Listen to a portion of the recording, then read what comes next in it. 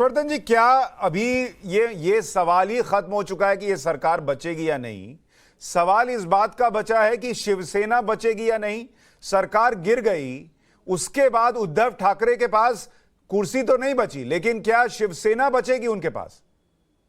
देखिए, कोई एक उदाहरण मुझे बताइए।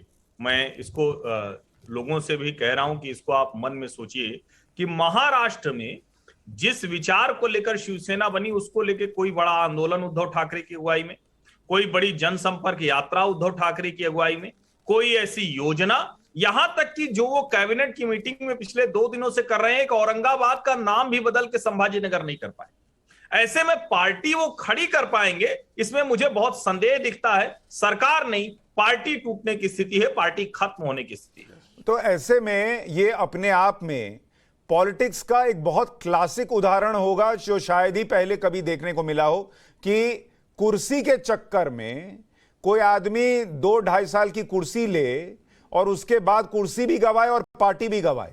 ऐसा कोई पिछला उदाहरण आपकी नजर में है?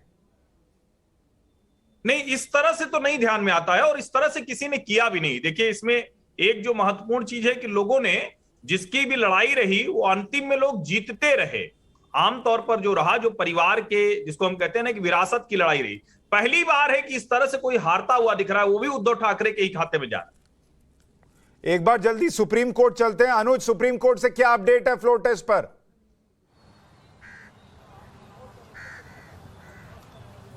जी देखिए, लगातार अभी दलीलें जो हैं वो सिंघवी की तरफ से दी जा रही हैं। उनकी तरफ से जो दलीलें दी जा रही हैं वो पूरी दलीलें उन 16 विधायकों के इर्द गिर्द दी जा रही है। उनकी तरफ से साफ तौर पे ये कहा जा रहा है कि कहीं से भी फ्लोर टेस्ट का मामला नहीं बनता। कहीं ना कहीं राज्यपाल जो थे वो बेहद जल्दबाजी में थे। वो उन्होंने बिना उद्धव ठाकरे जो कि मुख्यमंत्री हैं उनसे बिना बातचीत किए, साथ ही साथ मंत्रिपरिषद में बिना इसकी जानकारी दिए हुए उन्होंने फ्लोर टेस्ट का आदेश दे दिया, जो कि कहीं से नहीं ठहरता। तो उनकी जो दलीलें हैं वो बार बार उन विधायकों के इर्द गिर्द दी जा रही है। उन तमाम तरीके का वो एग्जाम्पल पेश कर रहे हैं और ये कह रहे हैं कि अगर मान लीजिए कल फ्लोर टेस्ट होता है और 11 तारीख को ये फैसला आता है कि जो बाकी विधायक है उनको लेकर फैसला जो है वो ये आता है कि वो वाकई में अयोग्य हैं, तो ऐसे में वो फ्लोर टेस्ट कैसे उसमें दे सकते हैं? तो जाहिर तौर पर वो लगातार अपनी दलीलें जो हैं वो पेश कर रहे हैं और जो उनकी दलीलें हैं वो उन 16 विधायकों के इर्द गिर्द घूम रही है। जी रविकांत, जज कह रहे हैं कि बहुमत का फैसला सिर्फ सदन में ही होगा, वहीं पर हो सकता है। क्या इसका मतलब है कि संकेत है कि फ्लोर टेस्ट को हरी झंडी मिल सकती है?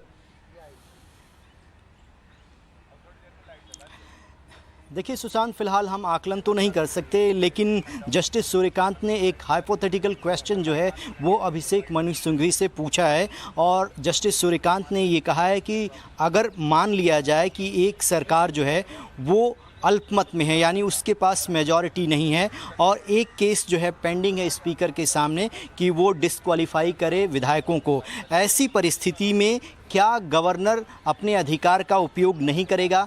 क्या वो फ्लोर टेस्ट के लिए नहीं कहेगा? क्योंकि अब से कुछ ही देर पहले जो अभिषेक मनु सिंघवी हैं उन्होंने राज्यपाल के ऊपर परोक्ष या सीधे रूप से ये कहा कि राज्यपाल जो है बहुत जल्दबाजी में दिखाई दे रहे हैं। उन्होंने मंत्रिपरिषद की कोई सलाह नहीं मांगी, ना उन्होंने उद्धव ठाकरे से कोई चर्चा की। ऐसा प्रतीत होता है कि देर रात वो देवेंद्र फडणवीस से मिलने के बाद फ्लोर टेस्ट की बातें कह रही हैं।